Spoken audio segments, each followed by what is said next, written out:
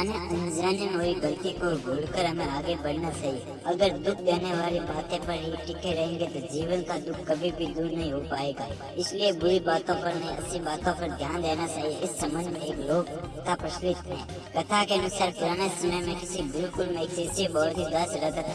उसके गुरु उसे रोज देखते लेकिन सोचते कि हमें इसका मन ठीक हो जाएगा। काफी दिन बीत जाने के बाद भी शिष्य आश्रम में दुखी रहता था। एक दिन गुरु ने उसे कहा कि आज शाम को तू मेरे पास आना और मुझे कुछ बात करनी। शाम को पढ़ाई पूरी होने के बाद शिष्य गुरु के पास पहुंचा तो गुरु ने उसे कहा कि तुम इतना उदास क्यों रहते हो। शिष्य बोला, गुरुजी बीते समय में मेरे परिवार में बहुत परेशानी एक साथ आ गई थी। पुरानी बातों को याद करके मेरा पूरा परिवार बहुत दुखी रहने लगा। उन्हें याद करके मैं यहाँ दुखी रहता हूँ और मेरे मन पढ़ाई में भी नहीं लग पाता।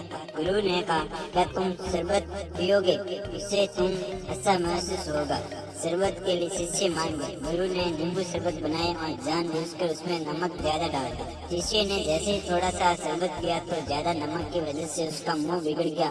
उसने गुरु से कहा, गुरुजी इसमें नमक बहुत ज्यादा हो गया। गुरु बोला, अच्छा शायद गलती से ज्यादा नमक डल गया हो, मैं इसे फेंक देता हूँ, फिर दूसरा शरबत बना लेते हैं। शिष्य बोला, गुरुजी इसे फेंकने की जरूरत नहीं है, इसमें थोड़ी शक्कर डाल देंगे तो मिठास तो से शरबत का खारापन कम हो जाएगा और हम इससे पी सकेंगे। गुरु बोले, बिल्कुल सही बात है। ठीक इसी तरह हम हमारे जीवन में बुरा समय आता है तो हमें भी दुख देने वाली बातों को भूलकर जीवन के अच्छे अनुभवों पर ध्यान लगाना चाहिए। ऐसा करने से पूरे समय में भी हमारी सोच सकारात्मक रहती है। अगर हम बीते समय को दुख देने वाली बातों पर ही टिके रहेंगे तो जीवन का दुख कभी खत्म ही नहीं होगा पाएगा। इसलिए सिर्फ अच्छी बातों पर ही ध्यान लगाना चाहिए।